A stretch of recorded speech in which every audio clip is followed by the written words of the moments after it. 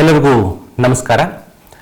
ನನ್ನ ಹೆಸರು ಡಾಕ್ಟರ್ ಎನ್.ಎಸ್. ಸತೀಶ್ ಕುಮಾರ್, ಸಹಾಯಕ ಪ್ರಾಧ್ಯಾಪಕ, ಭೂಗೋಳಶಾಸ್ತ್ರ ಅಧ್ಯಯನ ಮತ್ತು ಸಂಶೋಧನಾ ವಿಭಾಗ, ಕರ್ನಾಟಕ ರಾಜ್ಯ ಮುಕ್ತ ವಿಶ್ವವಿದ್ಯಾನಿಲಯ, ಮೈಸೂರು. ಪ್ರೀತಿಯ ವಿದ್ಯಾರ್ಥಿಗಳೇ, ಇಂದಿನ ತರಗತಿಯಲ್ಲಿ ಭೂಗೋಳಶಾಸ್ತ್ರದ ವಿಷಯದಲ್ಲಿ ಓಪನ್ ಎಲೆಕ್ಟಿವ್ ಅಲ್ಲಿ ಬರುವಂತಹ 4ನೇ ಅಧ್ಯಾಯ ಆದಂತಹ ವಾಯುಮಂಡಲ ಎಂಬ ವಿಷಯದಲ್ಲಿ ಬರುವಂತಹ ಉಷ್ಣಾಂಶದ ಬಗ್ಗೆ ಮಾಹಿತಿಯನ್ನ ಇಂದಿನ ತರಗತಿಯಲ್ಲಿ ನಾವು ತಿಳಿದುಕೊಳ್ಳೋಣ. ಮೊದಲನೇದಾಗಿ ಉಷ್ಣಾಂಶ ಅನ್ನುವಂತಹದ್ರ ಬಗ್ಗೆ ಏನು ಮಾಹಿತಿ ಎನ್ನುವಂತಹದ್ದು, ಮತ್ತೆ ಈ ಉಷ್ಣಾಂಶದವನ್ನ ಹೇಗೆ ಭೂಮಿ ಪಡೆದುಕೊಳ್ಳುತ್ತೆ ಎನ್ನುವಂತಹದ್ದು, ಮತ್ತೆ ಈ ಉಷ್ಣಾಂಶದ ಮೇಲೆ ಪ್ರಭಾವ ಬೀರುವಂತಹ ಅಂಶಗಳು ಯಾವ್ಯಾವುದು ಅನ್ನುವಂತಹದ್ದನ್ನ ಇಂದಿನ ತರಗತಿಯಲ್ಲಿ ತಿಳಿದುಕೊಳ್ಳೋಣ. ಮೊದಲನೇದಾಗಿ ಉಷ್ಣಾಂಶ. Temperature.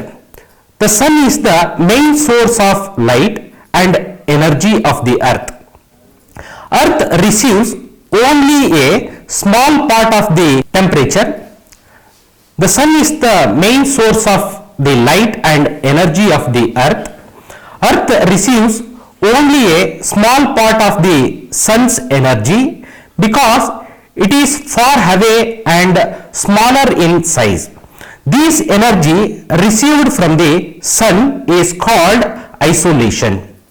Temperature means the degree of hotness or coldness of an object.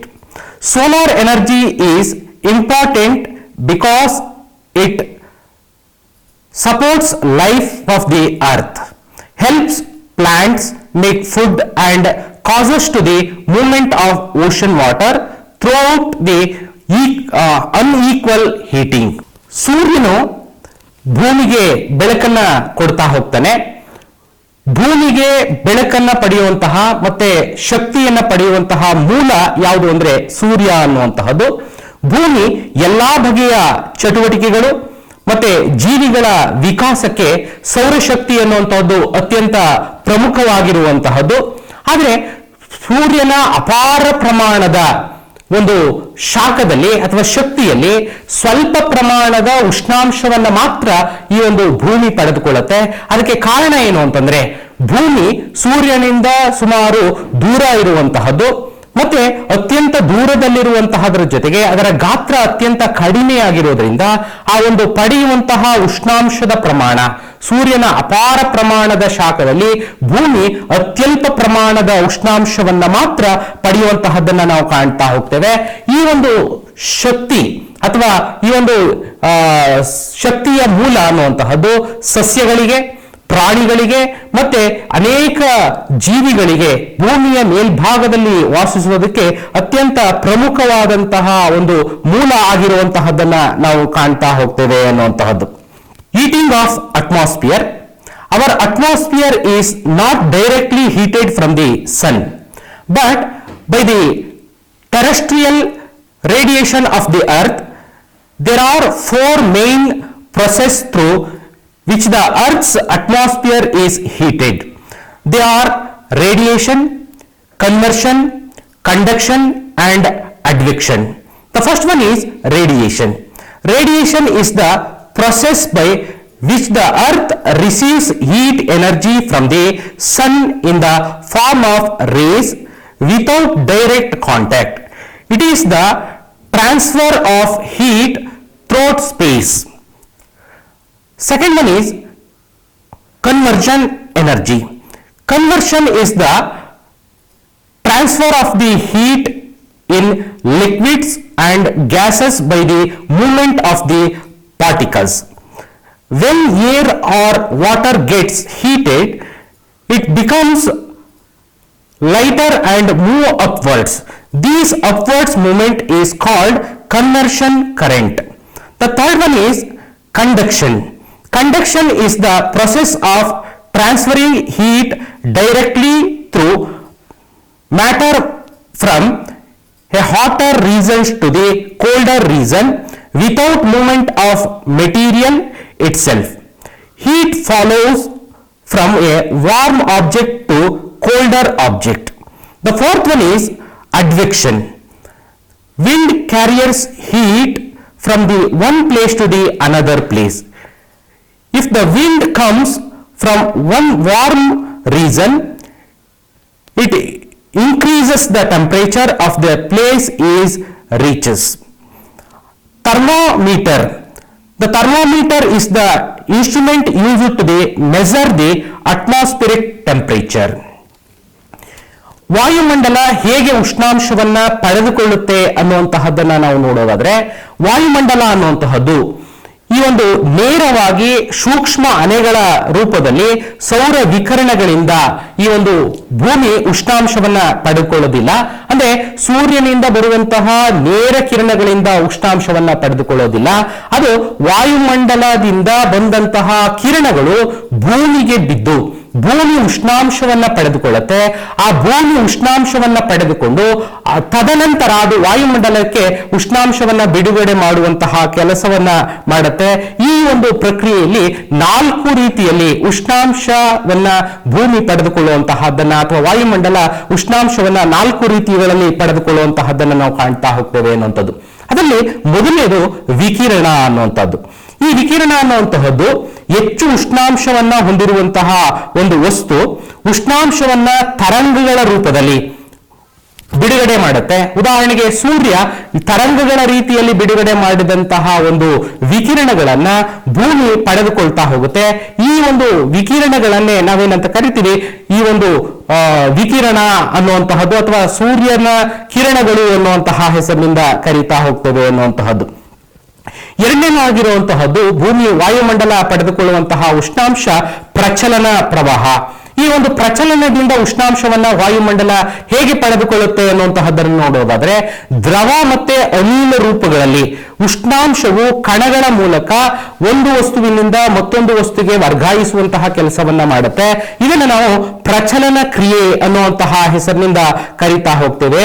ಭೂಮಿಯ ಒಂದು ಸಹಾಯದಿಂದ ಮೇಲ್ಮುಖನಾಗಿ ಈ ಒಂದು ಚಲಿಸುವಂತಹ ಗಾಳಿ ಅಥವಾ ಈ ಒಂದು ನೀರು ಭೂಮಿಯ ಮೇಲಿನ ಉಷ್ಣಾಂಶದ ಪಡೆಯೋದಕ್ಕೆ, ವಾಯುಮಂಡಲ ಉಷ್ಣಾಂಶವನ್ನ ಪಡೆಯೋದಕ್ಕೆ ಸಹಾಯಕ ಆಗುತ್ತಾ ಹೋಗುತ್ತೆ ಅನ್ನುವಂಥದ್ದು.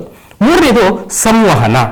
ಈ ಒಂದು ಪ್ರಕ್ರಿಯೆಯಲ್ಲಿ ವಸ್ತುವಿನ ಒಂದು ಕಣದಿಂದ ಮತ್ತೊಂದು ಕಣಕ್ಕೆ ಸ್ಪರ್ಶದಿಂದ ಉಂಟಾಗುವಂತಹ ಉಷ್ಣಾಂಶದ ಚಲನೆಯನ್ನೇ ನಾವು ಸಂವಹನ ಅಂತ ಕರಿತೀವಿ. ಅಂದ್ರೆ ಒಂದು ವಸ್ತು ಮತ್ತೊಂದು ವಸ್ತು ಸ್ಪರ್ಶಿಸುವುದರಿಂದ ಒಂದು ವಸ್ತುವಿನಿಂದ ಮತ್ತೊಂದು ವಸ್ತುವಿಗೆ ಉಷ್ಣಾಂಶ ವರ್ಗಾವಣೆ ಆಗುವಂತಹದ್ದನ್ನ ನಾವು ಸಂವಹನ ಅನ್ನುವಂತಹ ಹೆಸರಿನಿಂದ ಕರೀತಾ ಹೋಗ್ತೇವೆ ಅನ್ನುವಂಥದ್ದು. ನಾಲ್ಕನೇದು ಅಡ್ವೆಕ್ಷನ್ ಅನ್ನುವಂಥದ್ದು. ಅಂದ್ರೆ ಸಮತಲವಾಗಿ ಚಲಿಸುವಂತಹ ಗಾಳಿಯ ಒಂದು ಸ್ಥಳದಿಂದ ಮತ್ತೊಂದು ಸ್ಥಳಕ್ಕೆ ಉಷ್ಣಾಂಶವನ್ನ ವರ್ಗಾಯಿಸುವಂತಹ ಕೆಲಸವನ್ನ ಮಾಡುತ್ತೆ. ಈ ರೀತಿಯಾದಂತಹ ಉಷ್ಣಾಂಶದ ವರ್ಗಾವಣೆಯನ್ನ ನಾವು ಅಡ್ವೆಕ್ಷನ್ ಅನ್ನುವಂತಹ ಹೆಸರಿನಿಂದ ಕರೀತಾ ಹೋಗ್ತೇವೆ ಅನ್ನುವಂಥದ್ದು. ಹೀಗೆ ಉಷ್ಣಾಂಶ ಅನ್ನುವಂತಹದ್ದು ವಾಯುಮಂಡಲ ಪಡೆಯುವಂತಹ ಒಂದು ರೀತಿಯನ್ನ 4 ಭಾಗಗಳಾಗಿ ನಾವು ನೋಡಬಹುದಾಗಿದೆ ಅನ್ನುವಂಥದ್ದು. ಮತ್ತೆ ಈ ಒಂದು ಉಷ್ಣಾಂಶವನ್ನ ಅಳೆಯುವಂತಹ ಉಪಕರಣ ಯಾವುದು ಅಂತ ನೋಡೋದಾದ್ರೆ, ಈ ಒಂದು ಉಷ್ಣಾಂಶವನ್ನ ಅಳೆಯುವಂತಹ ಉಪಕರಣವನ್ನ ನಾವು ಉಷ್ಣತಾ ಮಾಪಕ ಅನ್ನುವಂತಹ ಹೆಸರಿನಿಂದ ಕರೀತಾ ಹೋಗ್ತೇವೆ. ಅದರಲ್ಲಿ ಅನೇಕ ಬಗೆಯ ಉಷ್ಣತಾ ಮಾಪಕಗಳು ಇರುವಂತಹದ್ದನ್ನ ನಾವು ಕಾಣ್ತಾ ಹೋಗ್ತೇವೆ. ಸೆಂಟಿಗ್ರೇಡ್ ಉಷ್ಣಮಾಪಕ, ಪ್ಯಾರಾನೈಟ್ ಉಷ್ಣಮಾಪಕ, ಹೀಗೆ ಅನೇಕ ಬಗೆಯ ಉಷ್ಣಮಾಪಕಗಳು ಇರುವಂತಹದ್ದನ್ನ ನಾವು ಕಾಣ್ತೇವೆ. What are the factors influencing on temperature ಅನ್ನುವಂತಹದ್ದನ್ನು ನೋಡೋದಾದ್ರೆ, so many factor influencing on to the temperature. For example, latitude, altitude, distance from the sea, ocean current, winds, clouds, vegetation, soil. These are all factors influencing on to the atmospheric temperature. The first one is latitude. The latitude places near to the equator or higher temperature or hotter region because they receive direct sun rays. Places near the poles are cooler because they are receive slanting sun rays. The second factor is altitude. Temperature decreases with height. Places at higher altitude are colder than places near sea level because the air is thinner. The third one is distance from the sea. Distance from the sea also one of the factor influencing onto the temperature. Land heats and cold quickly, while water hot and cools slowly. Coastal area have moderate temperature, while inland area becomes hotter or colder. The fourth reason is ocean currents. Ocean current also one of the factor influencing onto the temperature. Warm ocean current increases temperature and cold ocean currents decreases the temperature in coastal region. The fifth one is wind. Wind also one of the factor influencing onto the temperature. Wind from warm region increases temperature, while wind from cold region reduce the temperature. The sixth one is cloud. Cloud receives heat during the day and blocking sunlight and keep the earth warmer at night by day. The sixth one is cloud. Cloud also one of the factor influencing onto the temperature. Cloud receive heat during the day and blocking sunlight and keep the earth warmer at night by preventing heat loss. The seventh one is vegetation and soil. Vegetation and soil also influencing onto the atmospheric temperature. Dense vegetation and moist soil keep places cooler region, while dry land becomes hot region. These are all factors influencing onto the atmospheric temperature. The isobars ವಾಯುಮಂಡಲದ ಉಷ್ಣಾಂಶದ ಮೇಲೆ ಅನೇಕ ಅಂಶಗಳು ಪ್ರಭಾವ ಬೀರ್ತಾ ಹೋಗ್ತವೆ. ಅವುಗಳು ಯಾವ್ಯಾವುದು ಅಂತಂದ್ರೆ ಅಕ್ಷಾಂಶ, ಎತ್ತರ, ಸಮುದ್ರದಿಂದ ಇರುವಂತಹ ದೂರ, ಸಾಗರ ಪ್ರವಾಹ, ಮಾರುತಗಳು, ಮೋಡ, ಹೀಗೆ ಅನೇಕ ಅಂಶಗಳು ವಾಯುಮಂಡಲದ ಒಂದು ಉಷ್ಣಾಂಶದ ಮೇಲೆ ತನ್ನದೇ ಆದಂತಹ ಒಂದು ಪ್ರಭಾವವನ್ನು ಬೀರ್ತಾ ಹೋಗ್ತವೆ ಎನ್ನುವಂಥದ್ದು. ಮೊದಲನೇದಾಗಿರುವಂಥದ್ದು ಅಕ್ಷಾಂಶ. ಈ ಒಂದು ಭೂಮಿಯ ಮೇಲೆ ಎಳೆದಿರುವಂತಹ ಕಾಲ್ಪನಿಕ ರೇಖೆ, ಪೂರ್ವದಿಂದ ಪಶ್ಚಿಮಕ್ಕೆ ಎಳೆದಿರುವಂತಹ ಕಾಲ್ಪನಿಕ ರೇಖೆಯನ್ನು ನಾವು ಅಕ್ಷಾಂಶ ಅಂತ ಕರಿತೇವೆ. ಅಂದ್ರೆ ಸಮಭಾಜಕ ವೃತ್ತದಲ್ಲಿ ಸೂರ್ಯನ ಕಿರಣಗಳು ನೇರವಾಗಿ ಬೀಳೋದ್ರಿಂದ ಉಷ್ಣಾಂಶ ಹೆಚ್ಚಾಗಿರುವಂತಹದ್ದನ್ನು ಕಾಣ್ತಾ ಹೋಗ್ತೇವೆ.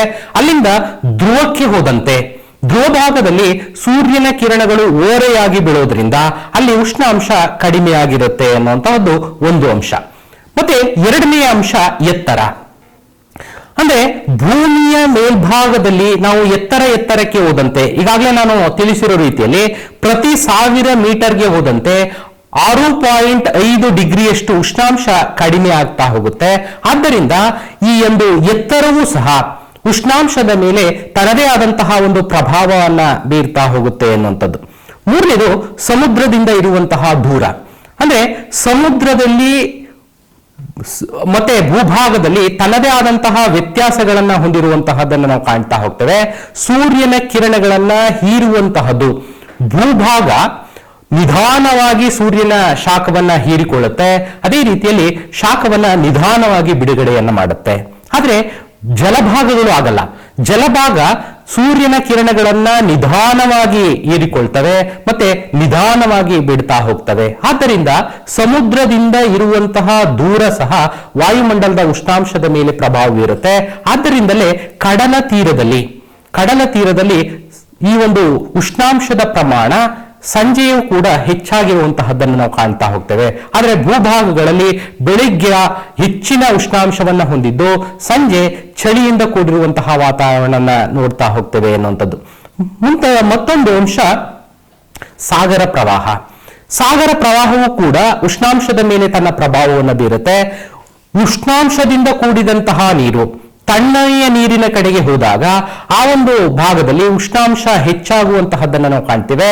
ಅದೇ ರೀತಿಯಲ್ಲಿ ತಣ್ಣನೆಯ ನೀರು ಬಿಸಿ ನೀರಿನ ಕಡೆಗೆ ಚಲಿಸಿದಂತಹ ಸಂದರ್ಭದಲ್ಲಿ ಅಲ್ಲಿ ಉಷ್ಣಾಂಶದ ಪ್ರಮಾಣ ಕಡಿಮೆ ಆಗುವಂತಹದ್ದನ್ನು ನಾವು ಕಾಣ್ತಾ ಹೋಗ್ತೇವೆ ಅನ್ನುವಂಥದ್ದು.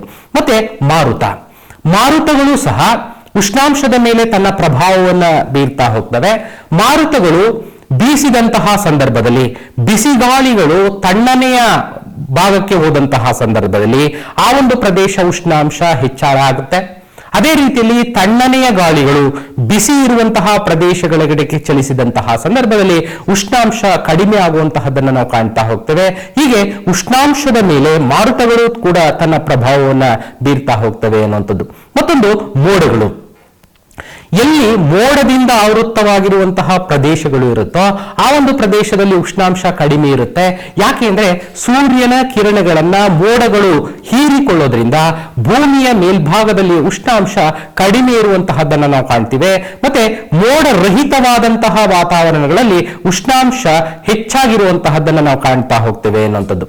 ಮತ್ತೊಂದು ಅಂಶ, ಈಗಾಗಲೇ ನಾನು ಹೇಳಿದಾಗೆ ಸಸ್ಯ ಮತ್ತೆ ಮಣ್ಣಿನ ಹಂಚಿಕೆಯೂ ಸಹ ಎಲ್ಲಿ ಅತಿ ಹೆಚ್ಚಿನ ಸಸ್ಯವರ್ಗ ಇರುತ್ತೋ ಅಲ್ಲಿ ಉಷ್ಣಾಂಶ ಕಡಿಮೆ ಇರುತ್ತೆ. ಅದೇ ರೀತಿಯಲ್ಲಿ ಈ ಒಂದು ಮರಗಳ ಪ್ರಮಾಣ ಕಡಿಮೆ ಇರುವಂತಹ ಪ್ರದೇಶಗಳಲ್ಲಿ ಉಷ್ಣಾಂಶದ ಪ್ರಮಾಣ ಹೆಚ್ಚಾಗಿರುವಂತಹದ್ದು. ಮತ್ತೆ ಮಣ್ಣಿನ ಹಂಚಿಕೆ, ವಿವಿಧ ಮಣ್ಣುಗಳು ಕೂಡ ಉಷ್ಣಾಂಶದ ಮೇಲೆ ತನ್ನ ಪ್ರಭಾವವನ್ನು ಬೀರ್ತಾ ಹೋಗ್ತವೆ ಅನ್ನುವಂಥದ್ದು. ಈ ರೀತಿಯಲ್ಲಿ ಉಷ್ಣಾಂಶ ಅನ್ನುವಂತಹದರ ಮೇಲೆ ಅನೇಕ ಅಂಶಗಳು ಪ್ರಭಾವವನ್ನು ಬೀರುವಂತಹದ್ದನ್ನು ನಾವು ಕಾಣ್ತಾ ಹೋಗ್ತೇವೆ. ಒಂದೇ ರೀತಿಯಾದಂತಹ ಉಷ್ಣಾಂಶವನ್ನ ಹೊಂದಿರುವಂತಹ ಸ್ಥಳಗಳನ್ನ ಸೇರಿಸಿ ಎಳೆಯುವಂತಹ ರೇಖೆಗೆ ನಾವೇನಂತ ಕರಿತೀವಿ, ಈ ಒಂದು ಸಮೋಷ್ಣ ರೇಖೆ ಅನ್ನುವಂತಹ ಹೆಸರಿನಿಂದ ಕರಿತೇವೆ. ಅದನ್ನ ಇಂಗ್ಲಿಷ್ ನಲ್ಲಿ ಐಸೋಥರ್ಮ್ಸ್ ಅನ್ನುವಂತಹ ಹೆಸರಿನಿಂದ ಕರಿತಾ ಹೋಗ್ತೇವೆ. ಐಸೋಥರ್ಮ್ಸ್ R lines on the map joining places that have the same temperature.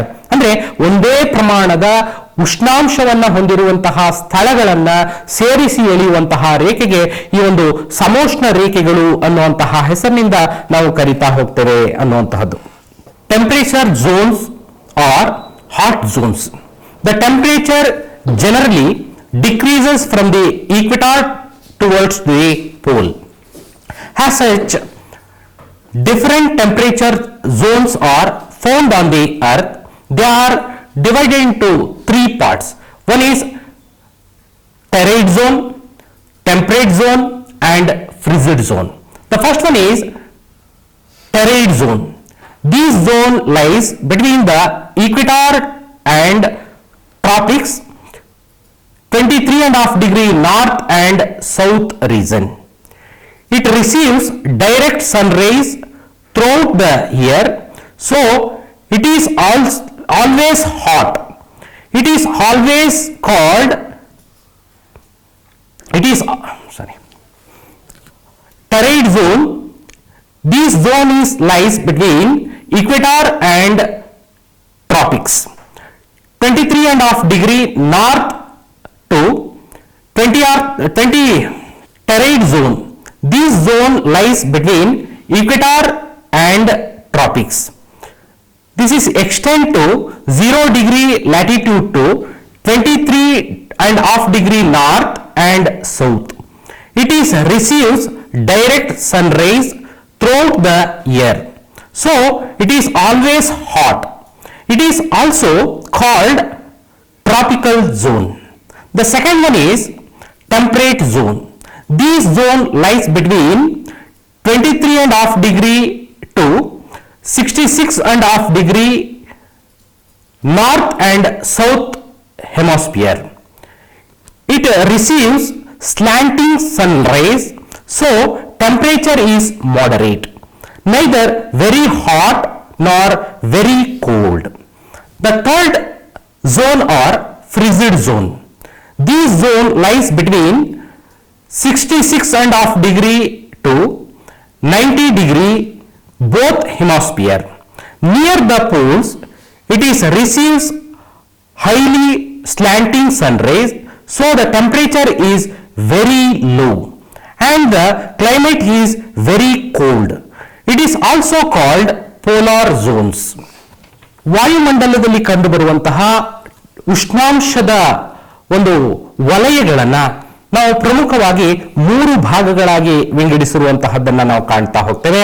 ಅವುಗಳು ಯಾವ್ಯಾವುದು ಅಂತ ನೋಡುವುದಾದ್ರೆ ಉಷ್ಣವಲಯ, ಸಮಶೀತೋಷ್ಣ ವಲಯ ಮತ್ತೆ ಶೀತ ವಲಯ ಎಂಬುದಾಗಿ 3 ಭಾಗಗಳಾಗಿ ಈ ಒಂದು ಉಷ್ಣಾಂಶದ ವಲಯಗಳನ್ನ ನಾವು ವಿಂಗಡಿಸುವಂತಹದ್ದನ್ನ ನಾವು ಕಾಣ್ತಾ ಹೋಗ್ತೇವೆ.